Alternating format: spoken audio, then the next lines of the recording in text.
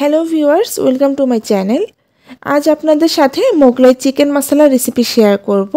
চিকেনের এই রেসিপিটি বানানো খুব সহজ আর খেতেও দারুণ মজার। মোগলাই চিকেন মশলা বানানোর জন্য নিয়েছি 500 গ্রাম চিকেন।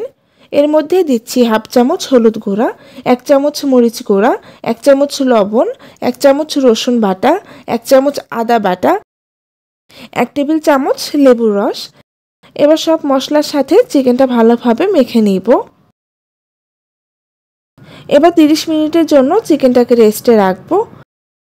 অন্যদিকে একটা প্যানে 1/3 কাপ তেল গরম করে তার মধ্যে দিচ্ছি হাফ কাপ পেঁয়াজ কুচি।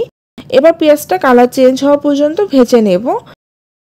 যখন এরকম পিঙ্কিশ গোল্ডেন কালার হয়ে আসবে তখন পেঁয়াজগুলো তুলে নেব।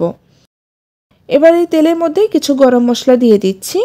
গরম মশলার মধ্যে আছে 2টা তেজপাতা, 2 থেকে 3 টুকরো দারচিনি, 4-5টি এলাচ, 4টি লবঙ্গ, 4টি গোলমরিচ, হাফ চামচ জিরা আর 2টো শুকনো মরিচ।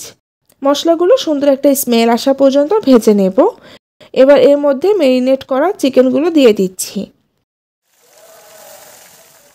এবার হাই আঁচে চিকেনটাকে ভেজে নেব 5 মিনিট। চিকেন ভাজা হতে হতেই আমি মোগলাই চিকেনের যে মেইন মশলাটা সেটা রেডি করে নেব। একটা ব্লেন্ডার জারের মধ্যে দিচ্ছি ভেজে রাখা পেঁয়াজ, কিছুটা কাঠবাদাম ও কাজু বাদাম, একটা টমেটো ও 3 টেবিল চামচ টক দই। এবার সামান্য একটু পানি দিয়ে ব্লেন্ড করে নেব।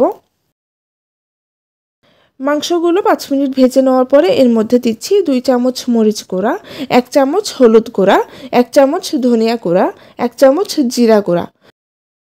মশলার সাথে চিকেনটা ভালোভাবে মিক্সড করে লো হিটে আরও 5 মিনিট ভেজে নেব। 5 মিনিট পরে দিচ্ছি সেই ব্লেন্ড করে রাখা মশলার পেস্ট আর ব্লেন্ডার জার ধুয়ে সামান্য একটু পানি। এবার ঢাকনা দিয়ে ঢেকে মিডিয়াম লো আঁচে রান্না করব 10 মিনিট। 10 মিনিট পর চিকেনের মধ্যে দিচ্ছি 1 কাপ পানি। এবার ঢাকনা দিয়ে লো আঁচে আরও 10 থেকে 12 মিনিট রান্না করতে হবে। আমার মোগলাই চিকেন রান্নাটা অলমোস্ট কমপ্লিট। নামানোর আগে 1 চামচ গরম মশলা গুঁড়া, 2-3টা কাটা কাঁচামরিচ আর ধনিয়া পাতা কুচি দিয়ে আরও 2 মিনিট রান্না করব। ব্যাস তৈরি হয়ে গেল রেস্টুরেন্ট স্টাইলে মোগলাই চিকেন মশলা। এই মোগলাই চিকেন রুটি, পরোটা, ভাত, পোলাও সব কিছুর সাথেই জাস্ট জমে যাবে। বাসায় অবশ্যই একবার হলে চিকেনের এই রেসিপিটি ট্রাই করবেন। আজকের রেসিপিটি আপনাদের কেমন লেগেছে অবশ্যই কমেন্টে জানাবেন। ভালো লাগলে অবশ্যই লাইক, কমেন্ট এবং শেয়ার করবেন।